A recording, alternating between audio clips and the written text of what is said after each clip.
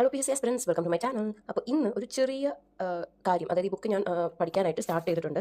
അപ്പോൾ അതിന് മുമ്പായിട്ട് ഞാൻ ഓരോ ലെസൻ്റെ താഴെയും അത് ഏത് ടോപ്പിക്കിൻ്റെ അണ്ടറിലാണ് വരുന്നത് എന്നുള്ളത് ഞാനിങ്ങനെ മാർക്ക് ചെയ്ത് വെച്ചിട്ടുണ്ട്. അപ്പം ഇപ്പോൾ ഞാൻ പഠിച്ചുകൊണ്ടിരിക്കുന്നത് ഈ ഒരു ലെസനാണ്, ചാപ്റ്റർ 4 ജീവികളിലെ രാസസംവേദനം, അതായത് വിറ്റാമിൻസും ഹോർമോൺസും വരുന്ന ചാപ്റ്റർ. ഈ ചാപ്റ്ററിൽ ഞാൻ മനുഷ്യൻ്റെ ഹോർമോൺസിൻ്റെ ഇത് പഠിച്ചുകൊണ്ടിരിക്കുകയാണ്. അപ്പോൾ ഇങ്ങനെ പഠിച്ചുകൊണ്ടിരിക്കുമ്പോൾ ഞാൻ ഓൾറെഡി ബുക്കിൻ്റെ റിവ്യൂ ഞാൻ ഓൾറെഡി തന്നിട്ടുണ്ടായിരുന്നു. പക്ഷേ അതിൽ ഞാൻ പഠിച്ചുകൊണ്ടിരിക്കുമ്പോഴാണ് ഞാൻ പ്രത്യേകം നോട്ടീസ് ചെയ്തിട്ടുള്ള കുറച്ച് കാര്യങ്ങളും കൂടി ഈ ബുക്കിനകത്ത് ഞാൻ കണ്ടു. അപ്പോൾ അതും കൂടി ഒന്ന് പറയാമെന്ന് വിചാരിച്ചിട്ടാണ് ഈ ഒരു വീഡിയോ എടുത്തത്. അപ്പോൾ ഞാനിങ്ങനെ പഠിച്ച് വരുന്ന സമയത്ത് ഞാൻ കണ്ട ഒരു ടോപ്പിക്കാണ് കേട്ടോ. 2025 വൈദ്യശാസ്ത്ര നോബൽ സമ്മാനത്തിൻ്റെ ഒരു ഡിസ്ക്രിപ്ഷൻ ഇവിടെ കൊടുത്തിട്ടുണ്ട്.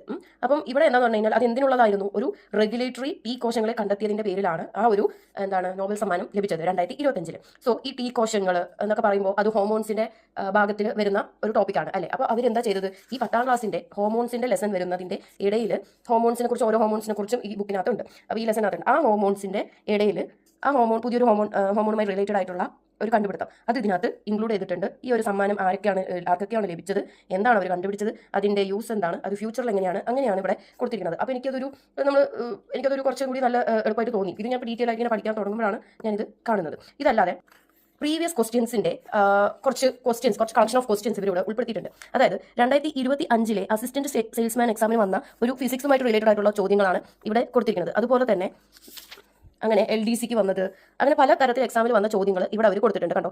പിയൂൺ നൈറ്റ് വാച്ച്മാൻ അതിൽ ചോദിച്ച ക്വസ്റ്റ്യൻ, അങ്ങനെ പ്രീവിയസ് ഇയർ ക്വസ്റ്റ്യൻസിൻ്റെ കുറച്ച് ഭാഗങ്ങൾ ഇവിടെ അവർ ലാസ്റ്റ് പേജിലായിട്ട് ഇതിൽ കൊടുത്തിട്ടുണ്ട്. ഇതും ഒരു പ്രത്യേകതയാണ്. ഞാനിത് അങ്ങനെ റിവ്യൂ ചെയ്യുന്ന സമയത്ത് ഈ ഒരു പേജിനെ ലാസ്റ്റ് കണ്ടില്ലായിരുന്നു. അതേപോലെ തന്നെ രസതന്ത്രം, കെമിസ്ട്രി ആയിട്ട് റിലേറ്റഡ് ആയിട്ടുള്ളതും അവരവിടെ കൊടുത്തിട്ടുണ്ട് കണ്ടോ. 2025 അസിസ്റ്റന്റ് സെയിൽസ്മാൻ ചോദിച്ച കെമിസ്ട്രി ആയിട്ട് റിലേറ്റഡ് ആയിട്ടുള്ള ക്വസ്റ്റ്യൻസ് കൊടുത്തിട്ടുണ്ട്. ഓരോ ക്വസ്റ്റ്യൻസും ഏത് എക്സാമിനാണ് വന്നത് എന്നടക്കം അവരവിടെ കൊടുത്തിട്ടുണ്ട്. ഇതുപോലെ തന്നെ ബയോളജി,